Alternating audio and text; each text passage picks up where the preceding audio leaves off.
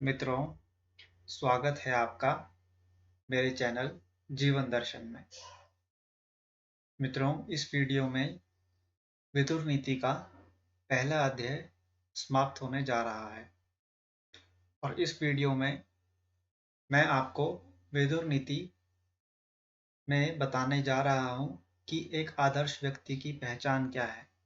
समाज में आप एक आदर्श व्यक्ति को कैसे पहचानें, आदर्श व्यक्ति के गुणों को कैसे पहचानें, और अगर आपको स्वयं एक आदर्श व्यक्ति बनना है तो आपको किस तरीके का व्यवहार, आचरण अपने समाज के प्रति, अपने प्रियजनों के प्रति, अपने शत्रुओं के प्रति रखना चाहिए। तो आइए इस वीडियो को आरंभ करते हैं। विदुर कहते हैं, जो व्यक्ति अकारण घर के बाहर नहीं रहता, बुरे लोगों को सोहबत से बचता है, परस्त्री से संबंध नहीं रखता, चोरी, चुगली, पाखंड और नशा नहीं करता, वह सदा सुखी रहता है। जो जल्दबाजी में धर्म, अर्थ तथा काम का प्रारंभ नहीं करता, पूछने पर सत्य की उद्घाटित करता है, यानी कि सत्य कहता है, मित्र के कहने पर विवाद से बचता है, अनादर होने पर दुखी नहीं होता, वही सच्चा ज्ञानवान व्यक्ति है। मित्रों, विदुर कहते हैं, जो व्यक्ति किसी की बुराई नहीं करता, सब पर दया करता है, दुर्बल का विरोध करता है, बढ़ चढ़कर नहीं बोलता, विवाद को सह लेता है, वह संसार में कीर्ति पाता है।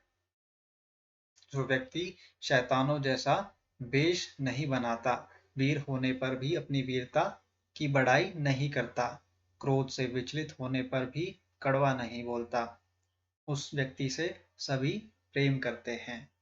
जो ठंडी पड़ी दुश्मनी को फिर से नहीं भड़काता, अहंकार रहित रहता है, तुच्छ आचरण नहीं करता, स्वयं को मुसीबत में जानकर अनुचित कार्य नहीं करता, ऐसा व्यक्ति ही संसार में श्रेष्ठ माना जाता है। विदुर कहते हैं, महाराज, जो व्यक्ति सुख मिलने पर खुशियां नहीं मनाता, दूसरों को दुख में पड़ा देखकर स्वयं आनंदित नहीं होता और दान देकर पछताता नहीं है, ऐसा व्यक्ति सदाचारी सत्पुरुष कहलाता है। जो व्यक्ति अहंकार, मोह, ईर्ष्या, पाप कर्म, राजद्रोह, चुगली, समाज से वैर भाव, नशाखोरी, पागल तथा दुष्टों से झगड़ा बंद कर देता है, वही बुद्धिमान एवं श्रेष्ठ है। जो व्यक्ति दान, यज्ञ, देव स्तुति, मांगलिक कर्म, प्रायश्चित तथा अन्य सांसारिक कार्यों को यथाशक्ति नियम पूर्वक करता है, देवी देवता स्वयं उसकी उन्नति का मार्ग प्रशस्त करते हैं। जो व्यक्ति अपनी बराबरी के लोगों के साथ विवाह, मित्रता, व्यवहार तथा बोलचाल रखता है, गुणवान लोगों को सदा आगे रखता है, वह श्रेष्ठ नीतिवान व्यक्ति कहलाता है। जो व्यक्ति अपने अनुकूल तथा दूसरों के विरुद्ध कार्यों को इस प्रकार करता है कि लोगों को उसकी भनक तक नहीं लगती, अपनी नीतियों को सार्वजनिक नहीं करता, ऐसा व्यक्ति ही अपने कार्यों को सफल होने के लिए सशक्त है।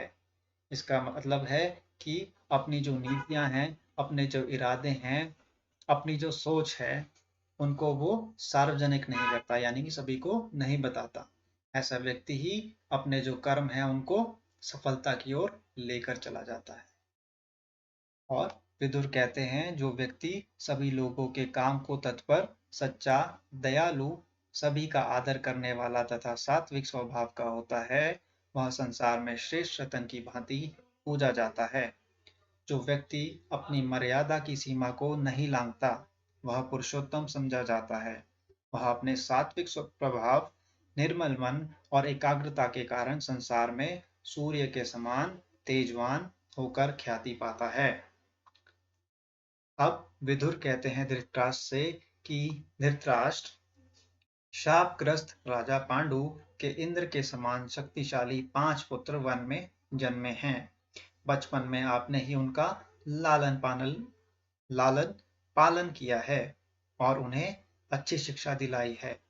वह आपका आदर भी करते हैं और आपके आज्ञाकारी भी हैं। इस श्लोक में विदुर धृतराष्ट्र से कह रहे हैं कि राजा पांडु के 5 पुत्र आपका सम्मान करते हैं और आपकी आज्ञा का पालन भी करते हैं।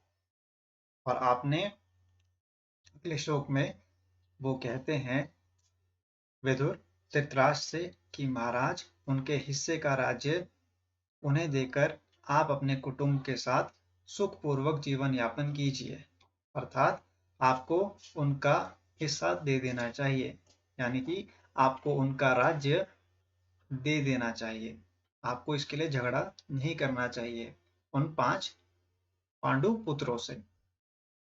और विदुर ये भी कहते हैं केवल यही एक मार्ग है जिससे आप जनता और देवी देवताओं की आलोचना से बच सकते हैं।